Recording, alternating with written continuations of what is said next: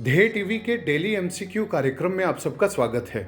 इस कार्यक्रम में हम आईएएस, पीसीएस और अन्य प्रतियोगी परीक्षाओं के बहुविकल्पीय प्रश्नों पर चर्चा करते हैं। तो आइए शुरू करते हैं। आज का पहला सवाल, भारत की नौसेना ने हाल ही में हिंद महासागर के किस देश के स्वतंत्रता समारोह में भाग लिया? आपके ऑप्शंस हैं ए मॉरिशस, बी मेडागास्कर, सी रीयूनियन द्वीप या फिर डी सेशल्स।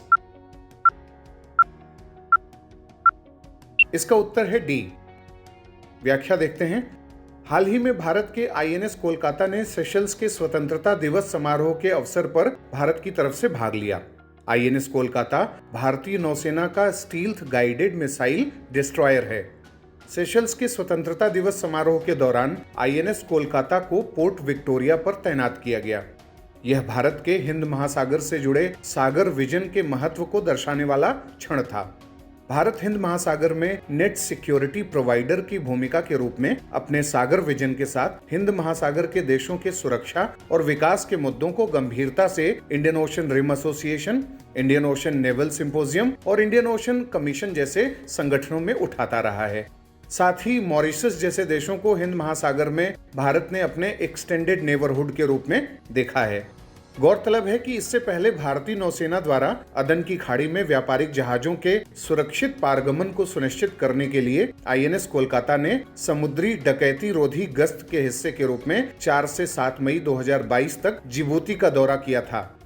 उसी जिबूती पर जहां चीन ने 2017 में अपना पहला नौसैनिक अड्डा अफ्रीका में खोला है और अफ्रीकन देशों को प्रभावित कर रहा है। अब बात करते हैं दूसरे सवाल की। बरेल वन्यजीव अभयारण्य जो सुर्खियों में रहा है, कहां स्थित है? आपके ऑप्शंस हैं ए मणिपुर, बी मिजोरम, सी असम या फिर डी अरुणाचल प्रदेश। इसका उत्तर है सी। व्याख्या देखते हैं।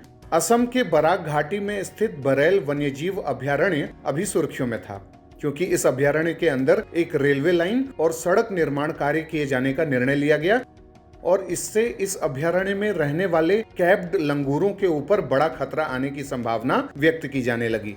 बरेल सेंचुरी 326.24 वर्ग किलोमीटर क्षेत्र में फैली है और यहाँ कछार उष्णकटिबंधीय आर्द्र सदाबहार और अर्ध सदाबहार वन पाए जाते हैं।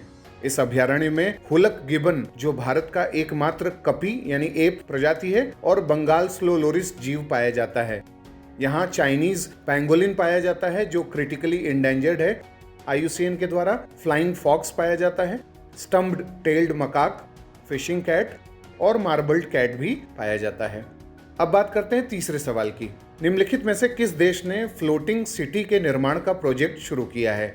आपके ऑप्शंस हैं ए मालदीव, बी मार्शल द्वीप, सी पापुआ न्यू गिनी या फिर डी फिजी। इसका उत्तर है ए। व्याख्या देखते हैं।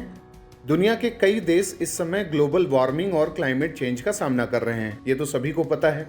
बढ़ता हुआ समुद्री जल स्तर कई देशों को जल्द ही डुबो देगा, इसकी संभावना बढ़ती जा रही है। मालदीव एक ऐसा देश है जो इस समस्या का सामना कर रहा है और नासा की रिपोर्ट कहती है कि इस द्वीपीय देश का 80% हिस्सा 2050 तक समंदर में डूब जाएगा।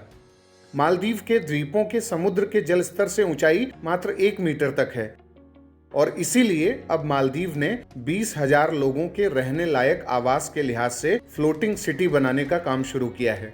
मालदीव फ्लोटिंग सिटी प्रोजेक्ट के 2027 तक पूरे होने की संभावना है। यह फ्लोटिंग शहर मालदीव की राजधानी माले से 10 मिनट की दूरी पर होगा। फिरोजा लेगून में मालदीव की राजधानी माले से नाव के जरिए सिर्फ 10 मिनट में इस तैरते हुए शहर में पहुंचा जा सकेगा, जो 20,000 लोगों के रहने के लिए पर्याप्त होगा। इस शहर में घरों के अलावा रेस्तरां, दुकान और स्कूलों सहित 5,000 तैरती हुई चीजें होंगी, जिनके बीच में नहरें बह रही होंगी। अब बात करते हैं चौथे सवाल की। महुली मंदिरों जो अभी चर्चा में हैं के संदर्भ में निम्नलिखित कथनों पर विचार करें। पहला, सतारा के पास स्थित 11वीं और 12वीं सदी से संबंधित 5 मंदिरों के इस प्रसिद्ध समूह को दक्षिण काशी के नाम से जाना जाता है। दूसरा, महुली मंदिर वास्तुकला की हेमाडपंथी शैली में निर्मित है। उपरोक्त में से कौन से कथन सत्य हैं? ए केवल 1, बी केवल 2, सी 1 और 2 दोनों या फिर डी न तो 1 न ही 2। इसका उत्तर है सी। व्याख्या देखते हैं।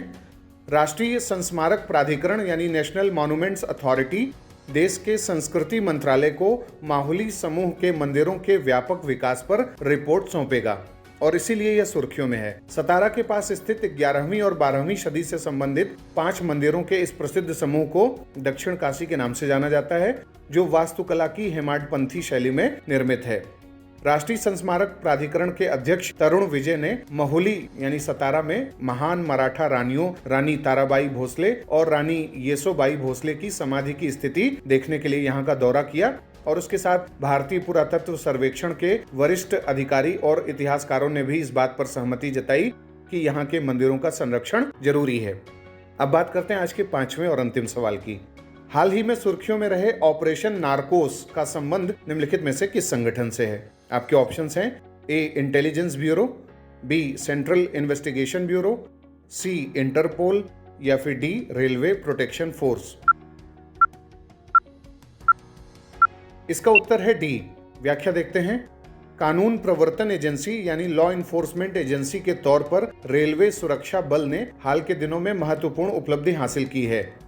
अप्रैल 2019 से एनडीपीएस अधिनियम यानी narcotic drugs and psychotropic substances act जो 1985 में बना था, उसके तहत आरपीएफ को तलाशी, जब्ती और गिरफ्तारी करने का अधिकार दिया गया है ड्रग ट्रैफिकिंग के मामले में जो रेलवे रूट से होता है। और आरपीएफ अवैध व्यापार को प्रतिबंधित करने के सरकार के प्रयासों में सक्रिय रूप से सहभागी बन रहा है। एनडीपीएस के खतरे पर विशेष रूप से ध्यान देने के लिए ऑपरेशन नारकोस नामक कोड के साथ रेल के माध्यम से नशीले पदार्थों की तस्करी के खिलाफ 1 महीने का अखिल भारतीय अभियान जून 2022 के महीने में प्रारंभ किया गया था। इस ऑपरेशन के तहत आरपीएफ ने भारतीय रेलवे के माध्यम से नारकोटिक्स उत्पादों को ले जाने वाले वाहक ट्रांसपोर्टरों के खिलाफ उत्कृष्ट प्रदर्शन किया है। तो ये था आज का हमारा डेली एमसीक्यू कार्यक्रम। आपके 5 में से कितने सवाल सही हुए, कितने गलत, आप हमें कमेंट बॉक्स में बताएं। अगले कार्यक्रम के साथ जल्दी हाजिर होंगे। इजाजत दीजिए। नमस्कार।